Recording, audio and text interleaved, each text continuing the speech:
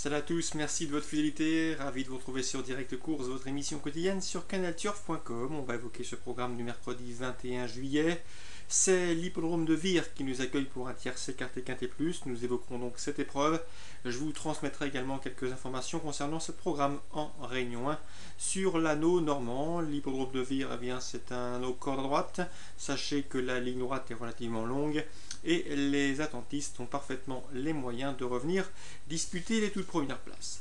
Pour ce quintet, le Grand Prix de la ville de Vire, ils seront 18 au départ, des chevaux âgés de 5 à 10 ans, répartis sur deux échelons de départ, 9 au premier, autant sur un second.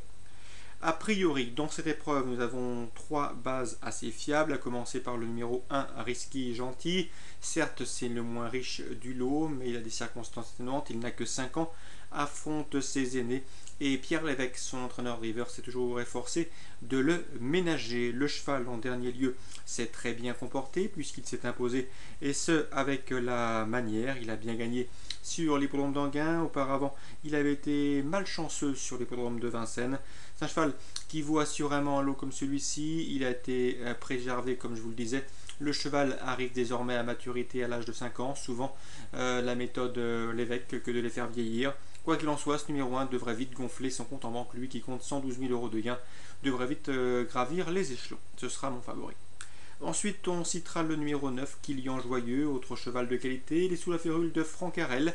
C'est Sébastien Arnaud qui se mettra à son sulky. Le cheval sera déféré des postérieurs pour ce bel engagement au premier poteau. C'est un bon cheval, un cheval qui a pris plusieurs bonnes places dans des lots de telle facture. Sachez que courant mai à Vincennes et début juin à Laval, il avait pris 2 places de deuxième tout à fait encourageantes. S'il reste au trot tout au long du parcours, on ne doute qu'il a les moyens de terminer sur le podium gagnant. Ensuite, troisième base, le 15 Roi Vert, entraînement Jean-Michel Bazir, un cheval qui a été ménagé, qui a été également mis dans du coton. Sachez qu'il compte déjà 11 victoires en seulement 22 sorties publiques, du 50% de réussite à la gagne pour lui.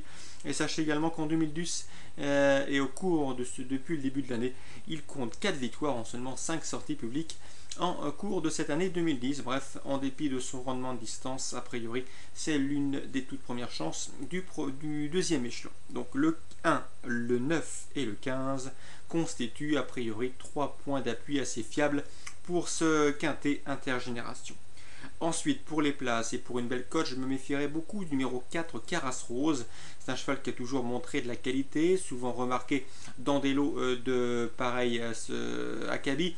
Sachez cependant qu'il a le défaut de partir assez moyennement. Il se montre souvent lent au départ. Ensuite, il est capable de bons derniers kilomètres, voire de bonnes lignes droites. L'hippodrome de Vire devrait favoriser ses intérêts. En tout cas, Christophe Le Bissonnet l'a toujours estimé. C'est ce que nous avait confié à diverses reprises dans notre rubrique des interviews. Le numéro 12, Rambo Jet, également un bon élève de Jean-Étienne Dubois. Le cheval fait preuve d'une louable régularité. Il s'est déjà frotté à de bien meilleurs lots contre quelques-uns des cadors de sa promotion. Celle des 5 ans, c'est également une belle chance. C'est vrai qu'il doit rendre 25 mètres, il faudra que ça se passe bien pour lui, mais sa place peut parfaitement être dans le quintet. Ensuite, ce sont surtout des coups de cœur, voire des outsiders, car à mon avis, le 1, le 9, le 15, le 4 et le 12 peuvent et méritent d'être retenus en bon rang. Petite information concernant le 7, Océane de Bussy, elle est très peu citée par la presse, elle partira une cote d'extrême outsider, et pourtant j'ai pu m'entretenir avec son mentor, Jean-Benoît Lemoine. Sachez que la jument effectue une rentrée, il n'a pas peur en piste depuis plusieurs mois, mais elle se prépare assez vite, elle est en retard de gain, en dire de son mentor. D'ailleurs elle compte d'excellentes performances dans des lots somme toute assez bien composés, dans des chronos tout à fait intéressants et de bons 500 derniers mètres. Elle se prépare assez vite, et je vous répète ce que nous a dit son mentor Jean-Benoît Lemoine, qu'il ne peut pas la driver car il n'a pas le nombre de victoires suffisantes pour pouvoir driver dans un quintet. Quoi qu'il en soit, le 7, Océane de Bussy, d'après son mentor, il ne faudrait pas crier au scandale si elle venait à terminer 4e ou 5e. Voilà ce qu'il nous a dit, son interview disponible sur Canal Turf Radio. Petite note également sur le 17, Prestancia Bella. À mon avis, elle n'a pas vraiment de marge, mais dans un lot comme celui-ci, et jugé sur son récent regain de forme, une place est dans ses cordes. De même que le numéro 13, Nana de Boer. J'ai régulièrement l'habitude de m'entretenir avec son mentor Sébastien Poilane, qui nous a toujours confié que cette jument possédait un bon courage, qu'elle savait finir vite, que c'était une excellente droitière. Bref, tous ces paramètres réunis l'autorisent ici également à bien faire en pareille société. Donc on se résume pour ce quintet à Vire. Les bases, le 1, Krisky Gentil, le 9, à savoir Kilian Joyeux, et le 15, Roi Vert. Si ces trois concurrents font l'arrivée, les rapports ne devraient pas être conséquents. Ensuite, le 4, Caras Rose, mon outsider dans cette épreuve, je pense capable de figurer à belle cote à l'arrivée. Le 12, Rambo Jet, chance tout à fait régulière. Outsider, le 7, Océane de Bussy, pour une 4e, 5e place et belle cote, on s'entend. Le 17 et le 13 également pour compléter un champ réduit. Les autres informations, on se dirige vers la fin du programme, avec dans la 7e le 710, à savoir Palazzo Valterne. Le cheval vient de s'imposer à Cabourg. Patrick Martin nous a fait comprendre que son cheval était en retard de gain. Il s'est beaucoup amendé, beaucoup assagi au cours des derniers mois, et désormais il devient beaucoup plus exploitable. S'il est en retard de gain ici, il doit pouvoir confirmer son dernier succès. C'est une belle chance au dire de son mentor, le 710 Palazzo Valterne. Sachez que dans cette épreuve, il faudra se méfier sans doute du numéro 2, Paulin de Banne, qui également doit avoir son mot à dire au premier échelon. Concernant le 704, Picot du Déclic, c'est un cheval en retard de gain, mais Philippe Le Gavre nous a confié que son représentant avait besoin de retrouver le rythme de la compétition.